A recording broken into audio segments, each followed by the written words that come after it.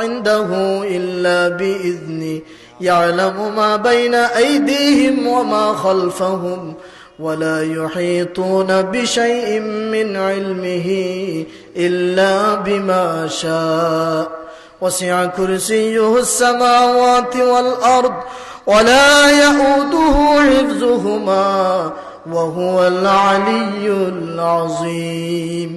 এই আয়াতের নাম হলো আয়াতুল কুরসি। রাসূল করিম সাল্লাল্লাহু আলাইহি ওয়াসাল্লাম একবার হযরত উবাই ইবনে কাব রাদিয়াল্লাহু তাআলা আনহুরে ডাক দিয়ে জিকির করেন, ও উবাই ইবনে কাব, হুসাইন কোরআনের মধ্যে সবচেয়ে আযমু আয়াতিন মিনাল কোরআন, কোরআনের মধ্যে সবচেয়ে মর্যাদাবান আয়াত কোনখান? তো সাহাবায়ে কেরামের আদত মুবারক ছিল উত্তর জানা থাকলেও সঙ্গে সঙ্গে তারা বলতেন না, বলতেন আল্লাহু ওয়া রাসূলুহু আ'লাম, আল্লাহ এবং তার রসুল এটা জানেন। রাসূলুল্লাহ আবার উবাই ইবনে কাব রাদিয়াল্লাহু তাআলা আনহুরে জিজ্ঞাসা করলেন, উবাই বলো না কোরআনের মধ্যে সবচেয়ে মর্যাদার আয়াত কোনটা? হযরতে কাব ইবনে উবাই বললেন, ইয়া রাসূলুল্লাহ, এটা হচ্ছে আল্লাহু লা ইলাহা ইল্লা হুয়াল হাইয়ুল কাইয়্যুম, এই আয়াতুল কুরসি।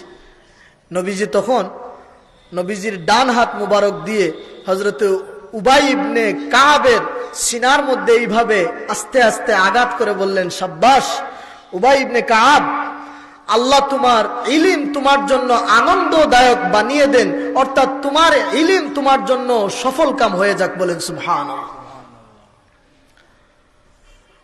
অন্য এক হাদিসের মধ্যে পাওয়া যায় রাসূল করিম সাল্লাল্লাহু আলাইহি ওয়াসাল্লাম হাদিস বর্ণনা করেন, সব কিছুর আল্লাহ তাআলা একটা চূড়া দিয়েছেন, উঁচু একটা সীমানা দিয়েছেন। প্রত্যেকটা গাছ নির্ধারিত একটা উচ্চতায় পৌঁছে, মানুষেরও একটা উচ্চতা আছে, সম্মানের একটা জায়গা আছে, সব কিছুর একটা উচ্চতা আছে, একটা চূড়া আছে। কোরআন শরীফের মধ্যে আল্লাহ রাব্বুল আলামিন সেই উচ্চতা, সেই চূড়াটা দিয়েছেন সূরাতুল বাকারা। কোরআনের 114 সূরার মধ্যে সবচেয়ে উচ্চ মর্যাদা সম্পন্ন সূরার ব্যাপারে রাসূলুল্লাহ বলেন, এই চূড়া, এই শেষ উচ্চতার সূরা হলো সূরা বাকারা। আর এই সূরা বাকারার মধ্যে 255 নম্বর আল্লাহ তাআলা একটা আয়াত রেখেছেন। ওই আয়াতকে রাসূলুল্লাহ বলেছেন এটা হচ্ছে কোরআন শরীফের আয়াতগুলোর সরদার। সুবহানাল্লাহ। কোরআনের 6666টা আয়াতের সরদার হলো আয়াতুল কুরসি। কোরআনের সব আয়াতগুলোর মধ্যে সবচেয়ে মর্যাদার আয়াত হলো আয়াতুল কুরসি। এক হাদিসের মধ্যে পাওয়া যায় এইভাবে যে রাসূল করিম সাল্লাল্লাহু আলাইহি ওয়াসাল্লাম রমাদান শরীফে যাকাত উঠালেন, যাকাতের একটা বিশাল মালের এক ভান্ডার হয়ে গেল। হযরত আবু হুরায়রা রাদিয়াল্লাহু তাআলা আনহুকে আল্লাহর রাসূল বললেন, আবু হুরায়রা, তোমাকে এই যাকাতের মালগুলো ফাড়া দেওয়ার দায়িত্ব দেওয়া হলো। তো আবু হুরায়রা রাদিয়াল্লাহু তাআলা আনহু এশার নামাজ পড়ে যাকাতের মাল পাহারা দেওয়ার জন্য গেছেন। গিয়ে দেখেন এক চোর যাকাতের মাল খাবলা বরি বরি আতর খাবলা বরি বরি চুরি করে লইয়া যার কি। হযরত আবু হুরায়রা চোরকে জাপটা মেরে ধরে বললেন, তুমি কি করছো? আমি তোমাকে রাসূলুল্লাহর দরবারে হাজির করব। তোমার বিচার নবীজি ফজরের সময় করবেন, সকালে করবেন, তোমাকে নিয়ে নবীজির দরবারে আমি সকালে হাজির হব। ওই চোর হযরতে আবু হুরায়রাকে বলে, ও আবু হুরায়রা, তুমি আমারে ছেড়ে দাও, আমি বড় অভাবী মানুষ, লিহাজা আমার বড় প্রয়োজন, আর আমার পরিবার পরিজন আছে, এদের প্রয়োজন মিটাবার মতো আমার কোনো সামর্থ্য নাই, পেটের দায়ে অভাবের কারণে আমি চুরিতে আসছি, তুমি আমারে দয়া করে ছেড়ে দাও। আবু হুরায়রা রাদিয়াল্লাহু তাআলা আনহু তো রহমালা মানুষ, ফারাহিমতুহু ওয়া খাল্লাইতু। হযরত আবু হুরায়রা বলেন, আমার দয়া হলো আমি চুরটারে ছেড়ে দিলাম। ফজরের নামাজে আমি মসজিদে নববীতে হাজির হলাম। হুজুর যখন আমারে দেখলেন তখন বললেন, ইয়া আবু হুরায়রা মা আসিরুকাল বারিহা, আবু হুরায়রা, গত রাত যে চোর তুমি ধরছো ওই চুরের ব্যাপারে খবর কি বলো আমাকে। সুবহানাল্লাহ। নবীজি কোথায়, চুর কোথায়, আবু হুরায়রা কোথায়? নবীজির সামনে ঘটনা ঘটে নাই, কিন্তু আল্লাহ তাআলা নবীজিকে এমন মুজিজা দান করেছেন, আল্লাহ তাআলা নবীজিকে এমন উত্তম ফরাসত দিয়েছেন, নবীজি আবু হুরায়রা চুরের সঙ্গে কি ঘটছে এটা নবীজি তার হুজরা শরীফ থেকেও জানতে পারেন। বলেন না সুবহানাল্লাহ। হযরত আবু হুরায়রা বলেন, ইয়া রাসূলুল্লাহ, এশার সালাত আদায় করে যখন আমি যাকাতের মাল পাহারা দেওয়ার জন্য গেলাম, গিয়ে দেখি চুরটা নির্দ্বিধায় চুরি করে নিয়ে যাচ্ছে। আমি তারে ধরলাম, বললাম তোমাকে রাসূলুল্লাহর দরবারে হাজির করব। সে আমার কাছে এমন অনুনয় বিনয় করলো, আমার দয়া হইল, আমি তারে ছেড়ে দিলাম। হুজুর বললেন, আবু হুরায়রা জেনে রাখো, ইন্নাহু ক্বাদ কাযাবাকা ওয়া সায়াউদ, এ তোমার সঙ্গে মিথ্যা কথা বলেছে, আজ রাতেও চুর আবার আসবে চুরি করার জন্য। সুবহানাল্লাহ। নবীজি আগে হয়ে দিলেন। হযরত আবু হুরায়রা এই বিশ্বাস আছে যে নবীজি বলেছেন, মিছা হবে না। এই রাতেও নবীজি আবু হুরায়রা এশার নামাজ পড়ে ঢুকে দেখেন ওই গত রাতের মতো সে চুরি করতেছে। হযরত আবু হুরায়রা চাপটা মেরে তারে ধরে বললেন, আইজার রেহাই নাই, তোমারে নবীজির সামনে উপস্থিত করবই করব। হুবহু গত দিনের মতো সে এমন কান্নাকাটি শুরু করলো, বলল, ইন্নালি হাজা, ভাই আমার বড়ই প্রয়োজন, আমার অভ্যাস চুরি করা এটা নয়, বরং আমার অভাবের কারণে আমি চুরিতে আসছি, আমার পরিবার পরিজন না খাইয়া আছে, আমারে দয়া করে ছাড়ো। চোখের পানি দেখে হযরতে আবু হুরায়রার দয়া হলো। তিনি বলেন, ফারাহিমতু, আমি দয়া করলাম, ও খাল্লাইতু, আমি তারে ছেড়ে দিলাম। ফজরের নামাজে যখন আমি আসলাম, ফাসবাহতু, ফজরের সময় যখন মসজিদে নববীতে আমি হাজির হলাম, হুজুর আমাকে আবার জিজ্ঞাসা করলেন, ইয়া আবু হুরায়রা মা সিরুকাল বারিহা, আবু হুরায়রা বলো তো তোমার চুরের খবর কি? হযরত আবু হুরায়রা বলেন, ইয়া রাসূলুল্লাহ, আপনি না বলছিলেন, ঠিক আজকেও আসছিল, দৌড়ছিলাম, কিন্তু তার কান্নাকাটি আমার বড় দয়া লাগছে, আমি ছেড়ে দিছি। হুজুর বলেন, ও আবু হুরায়রা, ইন্নাহু ক্বাদ কাযাবাকা ওয়া সায়াউদ, আবু হুরায়রা সে মিথ্যাবাদী, সে মিথ্যা বলেছে, সে তোমার সঙ্গে ধোঁকা দিয়েছে, প্রতারণা করেছে, জেনে রাখো আজকেও সে আবার চুরিতে আসবে।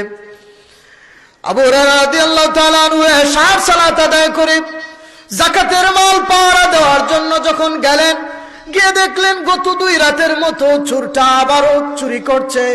হযরত আবু হুরায়রা এমন শক্ত করে ধরলেন আর বললেন, রে চোর, আজকে হলো 3 রাতের 3য় রাত, তোমারে আমি এই যে ধরলাম, নবীজির দরবারে না নেওয়া পর্যন্ত আর তোমারে ছাড়ছি না। যত অনুনয় বিনয় করো, কান্নাকাটি যাই করো না কেন, তোমার অভাবের যত কথা আমারে শোনাও না কেন, আমি তোমারে ছাড়বো না, নবীজির দরবার পর্যন্ত আমি তোমারে নিয়ে যাব। বুঝছে যে আজকে আর রেহাই নাই, আজকে আমার আবু হুরায়রা রাসূলুল্লাহর কাছে নিয়ে যাবেনই যাবেন, যে পরিমাণ মজবুত।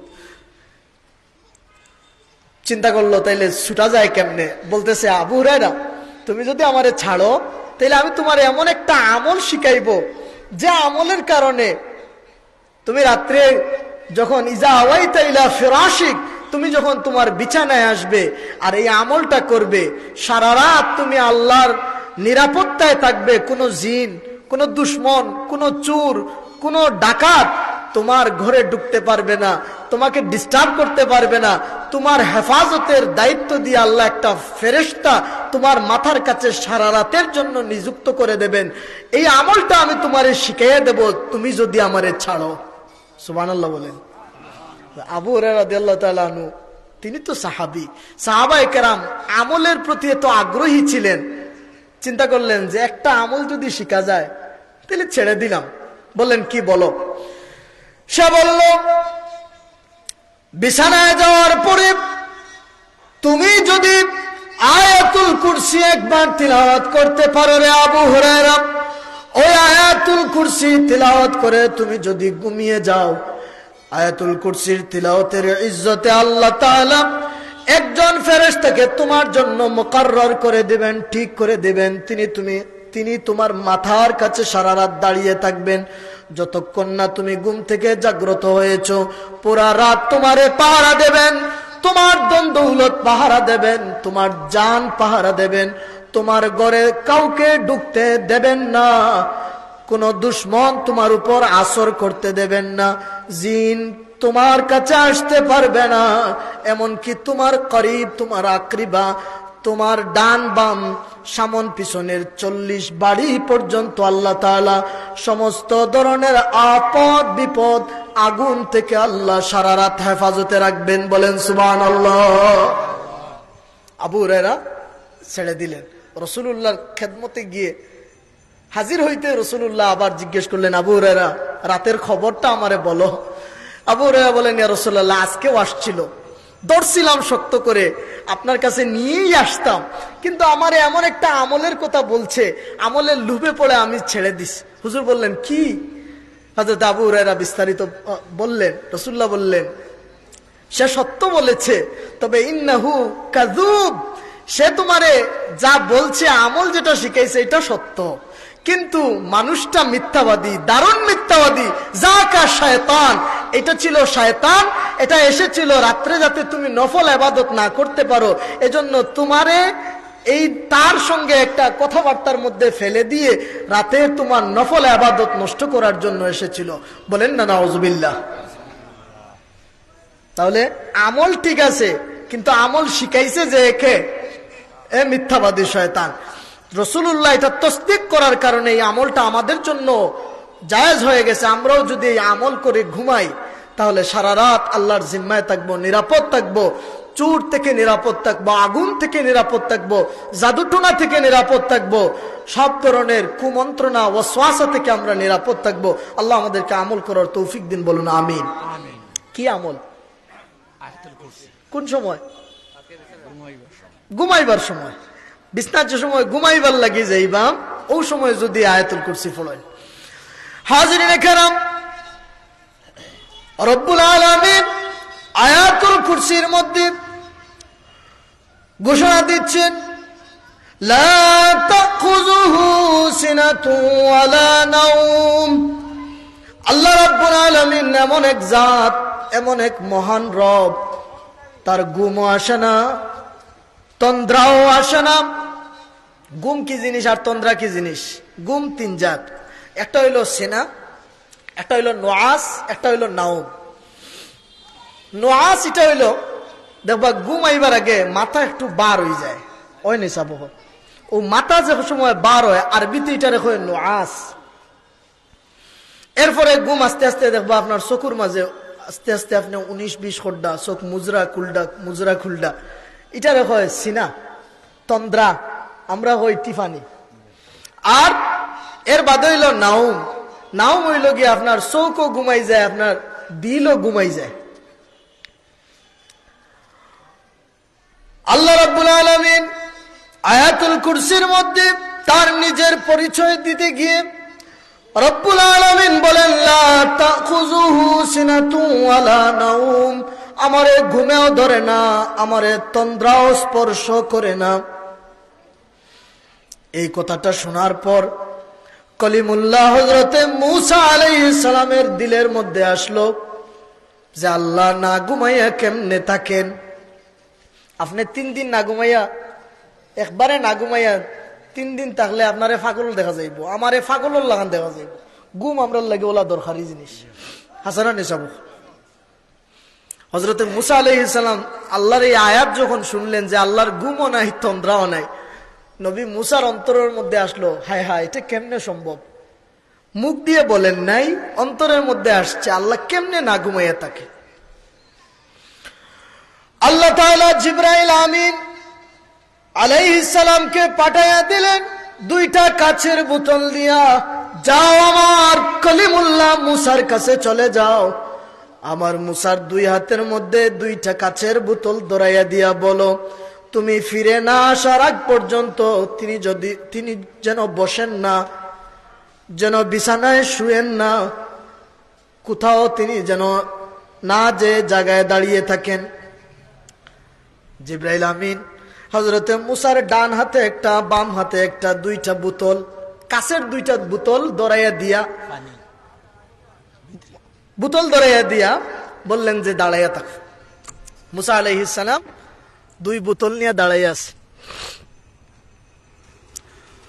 রাত একটু গভীর হইছে। সাল্লাল্লাহু আলা সাইয়্যিদিনা ওয়া মাওলানা মুহাম্মদ ওয়া আলা আলিহি ওয়া আসহাবিহি ওয়া সাল্লাম। সাল্লাল্লাহু আলা সাইয়্যিদিনা ওয়া মাওলানা মুহাম্মদ ওয়া আলা আলিহি ওয়া আসহাবিহি ওয়া সাল্লাম। মুসা আলাইহিস সালাম দুই বোতল নিয়ে দাঁড়িয়ে আছে। রাত একটু গভীর হয়েছে। মুসা আলাইহিস সালামের আসছে মাথার মধ্যে ঘুমের ভাব, চোখের মধ্যে আসছে জিমানি, তন্দ্রা আসছে। এখন জিবরাইল আমিন আওয়ার আগ পর্যন্ত বসারও হুকুম নাই, কোথাও যাওয়ারও হুকুম নাই, এইটা মাটিতে রাখারও নির্দেশ নাই, দাঁড়াইয়া আছে। চোখের মধ্যে যখনই তন্দ্রা আসছে, হাত থেকে দুইটা বোতল মাটিতে পড়ে একেবারে ব্যঙ্গের চুরমার হয়ে গেছে। তাৎক্ষণিক হযরতে জিবরাইল আমিন এসে বলেন, মুসা, তোমারে না বললাম আমি আসার আগ পর্যন্ত বোতলগুলো ধরে রাখবে, কি অবস্থা করছো বোতলের, ব্যঙ্গে একবারে শেষ করে ফেলছো। হযরতে মুসা আলাইহিস সালাম বলেন, ভাই জিবরাইল, আমার কোনো দোষ নাই, আমার চোখে এমন ঘুম আসছে, ঘুমের তীব্রতার কারণে কখন আমার দুই হাত থেকে বোতল ছুটে গেছে, নিচে পড়ে ভেঙে গেছে, আমি টের পাই নাই। আল্লাহ রাব্বুল আলামিন জিবরাইল আমিনকে বলেন, জিবরাইল আমিন তুমি আর বের হয়ে যাও, এবার আমি আমার কলিমুল্লাহর সঙ্গে কথা বলবো। আল্লাহ পাক হযরতে মুসাকে বলেন, রে মুসা, দুইটা বোতল তোমারে ধরাইয়া দিলাম, দুইটা বোতল তুমি আস্ত রাখতে পারলে না, তন্দ্রার কারণে, ঘুমের কারণে দুইটা বোতল ভেঙ্গে খান খান করে ফেললে। রে মুসা, আমি আল্লাহ কেমনে ঘুমাই? বিশাল মহাকাশ, দুনিয়া, আসমান, জমিন, এই সব কিছু আমি সৃষ্টি করেছি, সার্বক্ষণিক সব কিছুর তদারকি আমি করি, আমি হলাম রব্বুল আলামিন, সবকিছুর প্রয়োজন আমি মিটাই। আমি আল্লাহ যদি ঘুমাইয়া যাই, আমার যদি তন্দ্রা চলে আসে, আমি যদি টিফাই উঙ্গাই, তাহলে যেমন করে দুই বোতল ধ্বংস হয়ে গেছে মুহূর্তে, তেমন করে আসমান ও জমিন সবকিছু ধ্বংস হয়ে যাবে। সুবহানাল্লাহ। তাহলে আল্লাহ ঘুমান না, আল্লাহর চোখ ফাঁকি দেওয়া যায় না। হাদিসের মধ্যে এসেছে, আল্লাহর যে সমস্ত বান্দারা প্রতিদিন আয়াতুল কুরসির তিলাওয়াতের এই আমল, নফল এই আমলটা থাকবে, কাল ময়দানে মাশরে আল্লাহ রাব্বুল আলামিন আয়াতুল কুরসিকে একটা জিহ্বা দিবেন আর দুইটা ঠোঁট দিবেন। জিহ্বা আর ঠোঁট দিয়ে কথা বলার মতো শক্তি আয়াতুল কুরসিকে আল্লাহ দান করবেন। আল্লাহ তাআলা আরশে আজিমের মধ্যে যখন বিচার ফয়সালা করার জন্য সমাসীন হবেন, আয়াতুল কুরসি আল্লাহ তাআলার কদম মোবারকের কাছে গিয়ে, যারা জমিনে আয়াতুল কুরসি নিয়মিত তিলাওয়াত করার অভ্যাস ছিল, তাদের ব্যাপারে এমন ভাবে সুপারিশ শুরু করবে আর বলবে, আল্লাহ, তোমার বান্দা জমিনে থাকা অবস্থায় আমারে ভুলে যায় নাই, সর্বদা আমার তিলাওয়াত তার জবানের মধ্যে জারি ছিল। আজকে আমি তোমার বান্দাকে কেমন করে রেখে জান্নাতে যাব আমি পারবো না। আল্লাহ, আমি তোমার কদমের কাছে বসে সুপারিশ করছি, তোমার ওই সমস্ত বান্দা যারা আয়াতুল কুরসি পড়তো, তাদেরকে আজকে আমার সঙ্গে জান্নাত দিয়ে দাও। আয়াতুল কুরসি জান্নাতে নিয়ে তারপরে লোক ছাড়বে। এজন্য রাসূলুল্লাহ বলেন যে মানুষ মরে না তাই জান্নাতে যেতে পারে না।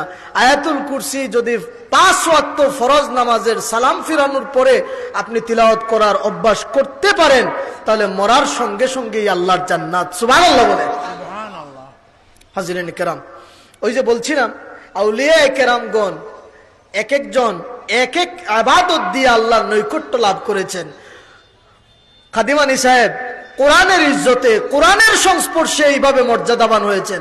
আপনি আয়াতুল কুরসির তিলাওয়াত শুরু করুন, আপনি আয়াতুল কুরসির এই আমলটা আপনি শুরু করুন, নফল এই আমল, দেখবেন এই আয়াতুল কুরসি আপনার মর্যাদা বাড়াইয়া দিয়েছে।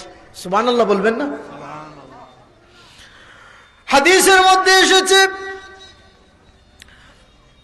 বুখারীর শরীফের হাদিস, রাসূল করিম সাল্লাল্লাহু আলাইহি ওয়াসাল্লাম ইরশাদ করেন, আল্লাহর কোন গোলাম যদি রাত্রে ঘুমানোর জন্য বিছানায় যায়, আর বিছানায় যাওয়ার পরে ঘুমানোর আগ মুহূর্তে সূরাতুল বাকারার শেষ 2টা আয়াত তিলাওয়াত করে, আমানার রাসূল থেকে শেষ 2টা আয়াত তিলাওয়াত করে, রব্বুল আলামিন ওই বান্দার জন্য, হাদিসের মধ্যে এসেছে, কাফাতা, এই বান্দার জন্য জান্নাতে যেতে, আল্লাহর আদালতে ক্ষমা পেতে, আল্লাহর মিজানে পুলসিরাতে, আল্লাহর হিসাব কিতাবের আদালতে রেহাই পাবার জন্য প্রতি রাত ঘুমানোর সময় সূরা বাকারার শেষ 2টা আয়াত তিলাওয়াত করার যার অভ্যাস আছে, আমল আছে, ওই 2টা আয়াতই তার জন্য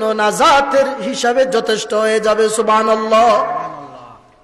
মাইকটা খুব গলার মাঝে ধরে, তাহলে সূরা বাকারার শেষ 2 আয়াত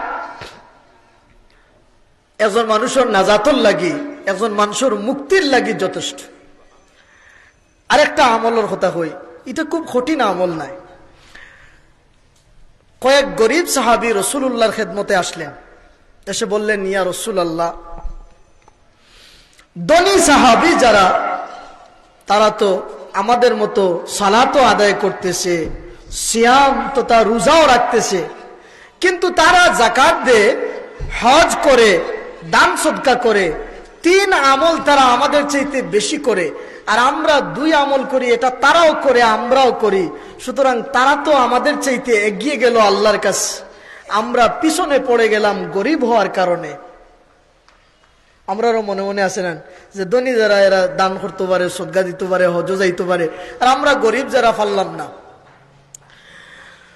আমার নবী ওই সমস্ত সাহাবায়ে কেরামকে বলেন, ও আমার সাহাবায়ে কেরাম, তোমাদের কাছে আমি এমন একটা আমল শিখাইয়া দেব, ওই আমল যদি তোমরা নিয়মিত করতে পারো, তাহলে ধনী সাহাবায়ে কেরাম হজ করে, যাকাত দিয়ে, দান সদকা করে যেমন তোমাদের চাইতে এগিয়ে গেছে, তোমরা ওই আমল করলে কাল ময়দানে মাশরে ধনী সাহাবায়ে কেরামের, ধনী যারা যারা দন দৌলতে এগিয়ে আছে, দান করে, সদকা করে, যাকাত দেয়, হজ করে, তোমরাও তাদের সমপর্যায়ের হয়ে যাবে।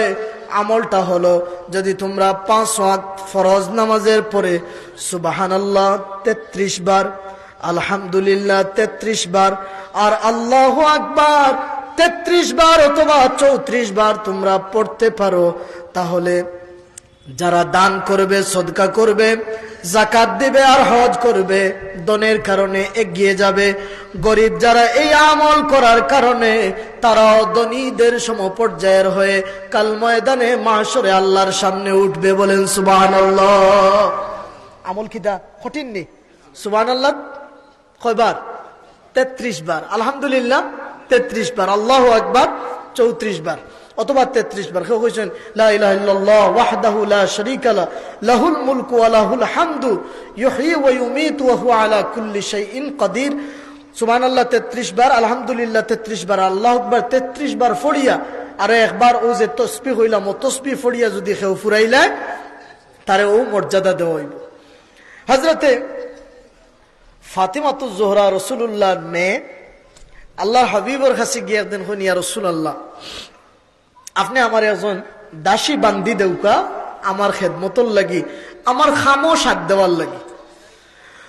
আল্লাহর হাবিব ফরমায়, ও ফাতিমা, দুনিয়ার দাসী আর বান্দি তোমার যে উপকার করবে দুনিয়ায়, এই উপকারের চাইতে আমি তোমার জন্য উত্তম এক উপকারের ব্যবস্থা করে দেব, এক আমল তোমারে আমি শিখাইয়া দেব।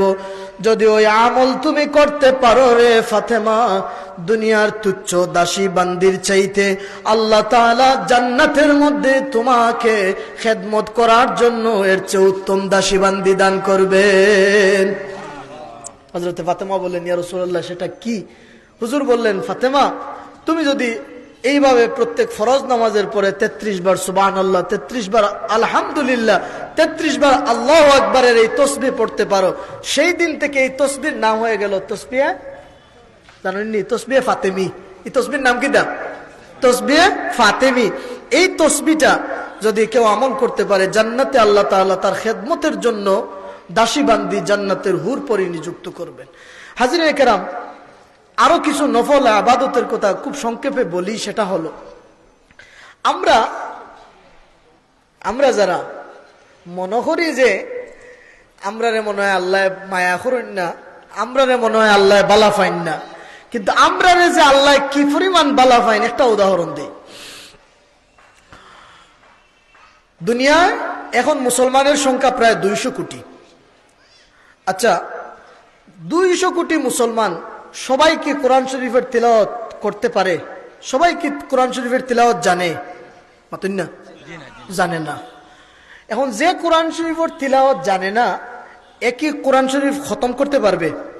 আর হাদিসে আছে, কোরআন শরীফ যদি কেউ একবার খতম করে, একবার কোরআন শরীফ খতম করে যদি আল্লাহর কাছে মোনাজাত করে, যা চাইবে আল্লাহ তাকে দিবেন এবং তার যাবতীয় গুনাহ আল্লাহ মাফ করে দেবেন। এখন যে কোরআন শরীফ তিলাওয়াতই জানে না, সে খতম করবে কেমনে? রব্বুল আলামিন আমাদের প্রতি কত দয়াল, কত দয়াময়, কত উদার আল্লাহ তাআলা।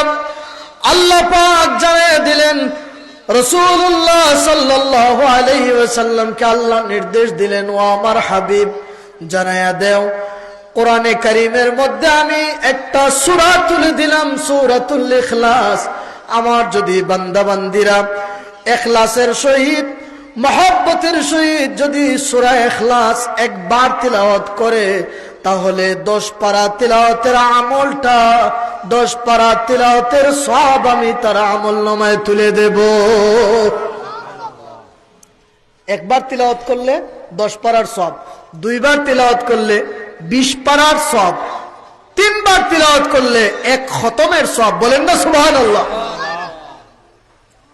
প্রতি রাত যদি আপনি ঘুমানোর সময় 3 বার সূরা ইখলাস যদি কেউ হদরে পড়ে, 1.5 মিনিট বা 2 মিনিট লাগবে, ধরলাম 3 মিনিট। 3 মিনিটে ঘুমানোর সময় যদি কেউ সূরা ইখলাস 3 বার পড়ে ঘুমায়, বছর শেষে অন্তত বুকের মধ্যে হাত দিয়ে বলতে পারবে যে আমার আমলনামায় 360 কোরআন শরীফের খতম আছে। বলেন না সুবহানাল্লাহ। খুব কঠিন কাজ এটা। প্রতি রাত আপনি 3 বার সূরা ইখলাস পড়ে ঘুমাবেন, 365 দিনের পরে বলবেন, আল্লাহ যদি কবুল করেন তাহলে আমার আমলনামায় আজকে 360 খতমের সওয়াব আল্লাহ তুলে দিলেন। বলেন না সুবহানাল্লাহ। এইভাবে জীবনে আমরা কত রাত পাড়ি দিলাম। যদি আমাদের রাতগুলো এইভাবে ইবাদতের মধ্যে আমরা কাটাতে পারি, হাসরের ময়দানে আপনি সওয়াবের পাহাড় নিয়ে আল্লাহর দরবারে দাঁড়াবেন। হাজিরিন কেরাম, আরো কিছু সংক্ষিপ্ত আমল বলে দেই। সেটা হলো, এগুলো আমি যেটা বললাম এগুলো হইল নফল ইবাদত। কিতা ইবাদত? এখন যদি ফরজ বাদ দিয়া নফল করেন, আমি আগেও কইছি, যারা গরুর বেজ না দিয়া গাতনি দিলে গাতনি ঠিক তো নাই, ফরজ ইবাদত বাদ দিয়া নফল করলে ওলা নফল গ্রান্টেড হবে না। নফলের গ্রান্টেড করানোর জন্য আগে ফরজের দরকার। হাজিরিন কেরাম, কোরআনে কারীম আল্লাহ রাব্বুল আলামিন আমাদের জন্য বড় রহমত বানায়া দুনিয়ায় পাঠিয়ে দিয়েছেন। কোরআনের মধ্যে আল্লাহ তাআলা আমাদের জন্য নাজাতের কত ওসিলা দিয়েছেন। হাদিসের মধ্যে পাওয়া যায়, যদি আল্লাহর কোন গোলাম প্রতিদিন এশার নামাজের পর রাত্রে ঘুমাবার আগে সূরাতুল মুলক একবার তিলাওয়াত করতে পারে, সূরাতুল মুলক, ওই যে 29 বারের প্রথম সূরা, তাবারাকাল্লাযী বিয়াদিহিল মুলক, এই সূরাটা যদি আল্লাহর কোন গোলাম প্রতিদিন ঘুমানোর আগে তিলাওয়াত করতে পারে একবার, তাহলে এই সূরা আল্লাহ রব্বুল আলামিনের কাছ থেকে এমন এক ক্ষমতা নিয়ে এসেছে, মরার পরে আমরা রে খানো নিয়ে রাখা হয়, জোরে মতন না, কবর আযাব আছে না নাই? শান্তিও আছে। যদি মাল লইয়া যাওয়া যায় কবরও শান্তি আছে, আর যদি লইয়া না যাওয়া যায় কবরও বিপদ আছে না নাই? আছে। সূরাতুল মুলকের ফজিলতের মধ্যে লিখেন, হাদিসে এসেছে,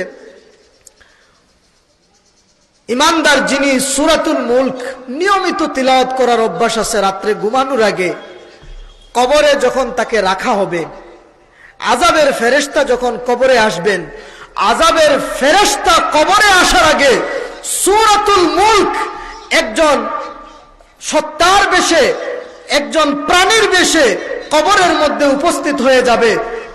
যে দিক থেকে কবরের আযাব আসতে চাইবে তাকে এমন ভাবে বাধা দিবে আর বলবে, আনা সূরাতুল মুলক আনা মানিউন আনিল আযাবিল কবর। বলেন সুবহানাল্লাহ। আমি হলাম সূরাতুল মুলক, আমি কবরের আযাব থেকে বাধা প্রদানকারী। আল্লাহর কাছ থেকে এমন ক্ষমতা নিয়ে আমি এসেছি যে কবর আমাকে তেলাওয়াতকারী কখনো শাস্তি দিতে পারবে না, কবরে শাস্তি দিতে পারবে না। আমাকে তেলাওয়াতকারী যে প্রতিদিন সূরাতুল মুলক এশার নামাজের পরে রাত্রে ঘুমাবার আগে নিয়মিত তিলাওয়াত করে ঘুমিয়েছেন, আল্লাহর ওই বান্দার জন্য কবরের আযাব থেকে হেফাজতকারী হিসাবে সূরাতুল মুলক তার কবরে চলে আসবে। বলেন সুবহানাল্লাহ। তাহলে কবরের আযাব থেকে যদি রেহাই চাই, সূরা মুলকের কোনো বিকল্প নাই। রাসূলুল্লাহ একবার দুই কবরের দ্বার দিয়ে যাচ্ছেন, শুনলেন কবরের মধ্যে আযাব। আমরা তো যাই শুনিনি, তাহলে তুমি আর আমি আর রাসূলুল্লাহ সমান নি? জুড়ে কইতে এটা ইমানের প্রশ্ন, সমান নি? সমান না। আল্লাহর হাবিব কবরের কাছ দিয়ে গেলে কবর বুঝতেন যে আযাব হচ্ছে নাকি জান্নাতের নাজ নিয়ামত এই কবরে চলছে। হুজুর বললেন, লাইউআযিবান, এই দুই কবরের মধ্যে শাস্তি চলছে। একটা খেজুরের কাঁচা ডাল ভেঙে রাসূলুল্লাহ দুই কবরের মধ্যে গেঁথে দিলেন আর বললেন, এই দুইটা ডাল যত সময় পর্যন্ত সজীব থাকবে দুই কবরের আযাবও এরকম হালকা হতে থাকবে, কারণ এই সজীব ডালগুলো পাতাগুলো আল্লাহর তসবিহ জপবে, আর আল্লাহর তসবিহ জপলে কবরের আযাবটা হালকা হয়ে যাবে। বলেন সুবহানাল্লাহ। ও কারণে আমরা মরাবাদে, আমরা দেশে তো আর খেজুর গাছ পর্যাপ্ত পাওয়া যায় না, আমরা বড়ই ডাল দিই, আরবও তারা খেজুরের ডাল দেয়। তো রাসূল করিম সাল্লাল্লাহু আলাইহি ওয়াসাল্লাম বললেন যে এই দুই কবরের যে শাস্তি হচ্ছে এটা বড় কোনো কারণে না। একজনের অভ্যাস ছিল, সে সুকলগুরি করত, নামিমা, মানুষের পিছনে গীবত করত। আর আরেকজনের অভ্যাস ছিল, সে প্রস্রাব করে, প্রস্রাব থেকে পবিত্র হইত না। রাসূলুল্লাহ বলেছেন, ইস্তানজিহু আনিল বাউল ফাইন্নাহু আম্মাতু আযাবিল কবর। তোমরা পেশাব থেকে বেঁচে থাকো, কারণ পেশাবের ব্যাপারে যারা সাবধান না, পেশাব করিয়াও লগে লগে দেখবা অনেক এখন আহলে হাদিস এক দল আছে, তারা কইবা পেশাব করিয়াও পানি খরচ করলেন, জানি ই ডিলা কুলুপ ব্যবহার করার দরকার নাই।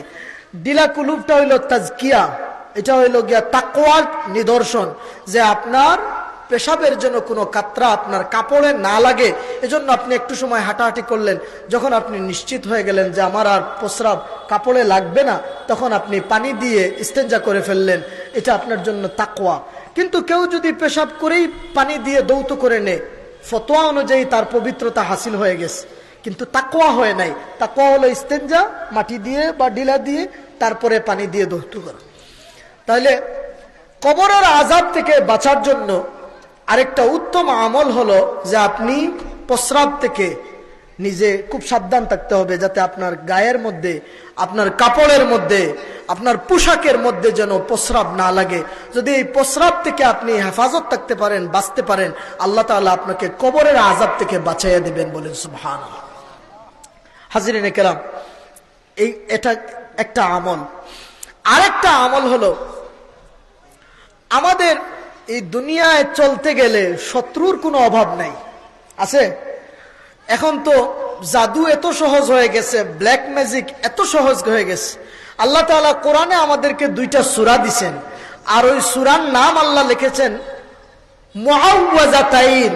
এই দুই সূরা আমাদেরকে রক্ষাকারী। কেমন রক্ষাকারী?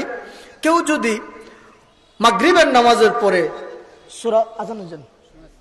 সূরা ফালাক আর সূরা নাস তিলাওয়াত করে, আর ফজরের নামাজের পরে সূরা ফালাক আর সূরা নাস তিলাওয়াত করে, তার দুইয়ের হাতের এই তালুর মধ্যে যদি ফুদে মাথা থেকে নিয়ে পা পর্যন্ত যদি তার সমস্ত শরীরটা মুছে দেয়, রাসূল করিম সাল্লাল্লাহু আলাইহি ওয়াসাল্লাম ফরমান যে আল্লাহ রাব্বুল আলামিন তাকে সব ধরনের হিংসুকের হিংসা, নিন্দুকের নিন্দা, জাদুকারীর জাদু, পিছনে কুমন্ত্রণাকারীর কুমন্ত্রণা, জিন্নাতের জিন্নাতি, শয়তানের শয়তানি, সব ধরনের ওয়াসওয়াসা থেকে আল্লাহ রাব্বুল আলামিন ফজরের পরে তিলাওয়াত করলে মাগরিব পর্যন্ত হেফাজতে রাখবেন। আর মাগরিবের পরে তিলাওয়াত করে শরীর মুছে দিলে আল্লাহ তাআলা ফজর পর্যন্ত তাকে হেফাজত রাখবেন। বলেন সুবহান। কোন কোন সূরা? সূরা ফালাক আর সূরা নাস, এই দুইটার নাম হচ্ছে সূরাতুল মুআউযাতাইন, দুই সূরাটা রক্ষাকারী। এজন্য এর আরেকটা আমল আছে, ঘুমানোর সময় যদি আল্লাহর কোন বান্দা বুখারীর হাদিস সূরা ইখলাস, সূরা ফালাক, সূরা নাস এই তিন সূরা তিলাওয়াত করে তার হাতের তালুর মধ্যে ফুঁক দেয় আর মাথা থেকে হাত দিয়ে শরীরের যতটুকু সে নাগাল পায় ততটুকু যদি মুছে দেয় আর এভাবে যদি সে ঘুমিয়ে যায়, আল্লাহ রাব্বুল আলামিন ফজর পর্যন্ত তার জিম্মাদারি তার কুদরতের হাতে নিয়ে নেবেন। কোনো কিছুই আল্লাহর বান্দার কোনো ক্ষতি করতে পারবে না। বলেন সুবহানাল্লাহ। এটা হলে শুনিয়া যাইতানি না আমল করার দরকার আছে? তাইলে আমি এখন একটু সিরিয়ালে হই। আমি পয়লা হইছি আয়াতুল কুরসি প্রত্যেক ফজর নামাজ, ফরজ নামাজ বাদে আর রাত ঘুমাইবার সময় হইছি নি। এর বাদে হইছি প্রত্যেক ফরজ নামাজ বাদে 3 বার 33 বার সুবহানাল্লাহ, 33 বার আলহামদুলিল্লাহ, 33 বার আল্লাহু আকবার বা 34 বার আল্লাহু আকবার। আরেকটা আমল হয়েছে যে রাত্রে ঘুমানোর সময় সূরা বাকারার শেষ 2 আয়াত